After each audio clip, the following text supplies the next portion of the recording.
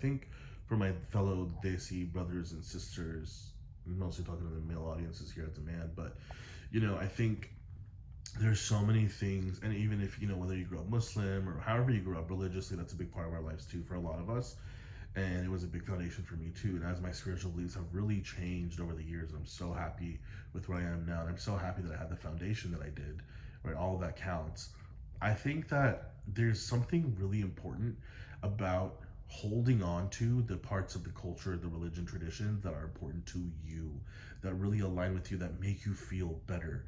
For example, one of the things in our culture, call it the regional culture, call it the religious culture, is because there is a religious culture, whether you realize it or not. There's actual like religion, following the religion, and then there's like the religious culture, the cultural part of it, right?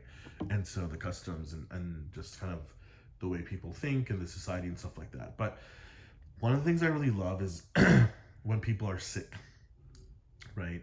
Checking in on them. I love that part of our culture when someone's passed away, going to that person's house and to give your personal condolences, not just a text, not just a phone call, but going out of your way to like do that, right?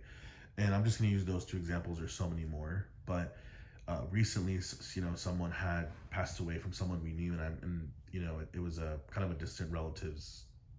Well, I'm not going to get into the details. I want to protect their privacy, but basically, it was someone, right, that I know, and I could have just called, I could have just texted, right, which I did, but I really felt like at the end of the day, we are related, and you know, even if it's distantly or through marriage or whatever, and it's like that's one thing of our culture and tradition I really, really like.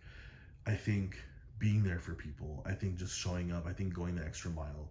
In today's times, people don't like even talking on the phone sometimes, right? And I'm the same way. Sometimes I'd rather just do a text or voice message. But, and then of course, we're all always on our phones, but we kind of are just stimulated by the social media and all the other like awesome things that we get from our phones, right? And so I feel like it's okay to be that, but then I also think for me, these traditional things matter. I'm not here to tell you what to fucking do. I'm not here to tell you what's morally right or wrong. I don't believe in that bullshit. Like, morals is such a personal thing, right? It's all made up by man.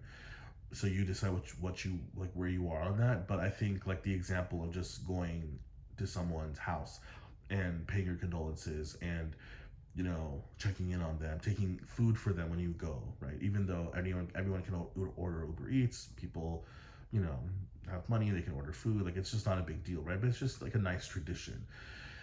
And I really, really value that. Like, that means something to me, because I think it shows, one, genuinely, like for me, it's not something I have to force myself to do. I think I've reached a place in life where I'm just not forcing myself to do anything, almost never, for the most part, for anyone, because I think truly when you're in alignment with who you are, you and God, you and Source, right? There's no need to force yourself to do things that you don't want to do within relationships for other people. And then the people who are really meant to be in your life will stay or get even closer, and then other new people will come in if other people leave, right?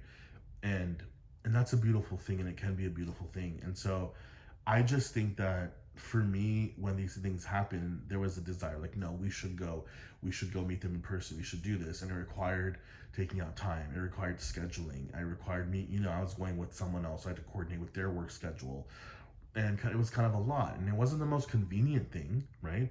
I could have done something else with that weekend night, but that mattered to me, that was important, and those people really, really appreciated that I did come, that we did come, and that we went out of our way to make that happen. And so it's just a small example. It's not about that one experience. I'm just using this as a small example of, as we try to figure out, like, who do we want to be now, who do we want to be in the world, right? Like, what is it that we really want? I just think that deciding for yourself, kind of sifting and sorting through, I like these parts and I don't like these parts, I think that's the best way to go about life. So I love the parts of our culture that are about being there for each other and showing up and going and meeting in person. I like that in a digital world where everything is through fucking text and phone calls and messages, having that in-person interaction, even if it's once in a blue moon, is so meaningful and it's so important. So I just wanted to share that with you, that you know, some of you, I mean, my audience, like the version of you who I'm talking, the ideal viewer of mine, most likely someone who's similar to me, kind of grew up similarly to how I did. So there's so many things that we kind of let go of or we shed that no longer serve us as we're becoming this new version of ourselves. But I think there's so many beautiful things in culture, always will be, right?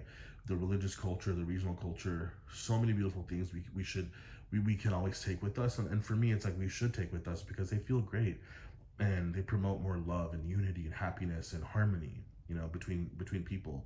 And I think what's more important than that? What's more important than the relationships in your life? Nothing. That is the most important thing. And so I just wanted to leave that with you today, that you don't have to throw the baby out the bathwater. I hate that term. I need to start using something else. But you don't have to, just because you're choosing to kind of, adapt some American aspects of who you are, the cultural aspects, some Desi aspects as well. And if you're not Desi or South Asian, like whatever culture you are, right? You can kind of pick and choose and decide these are the things that really matter to me. And I take pride in that.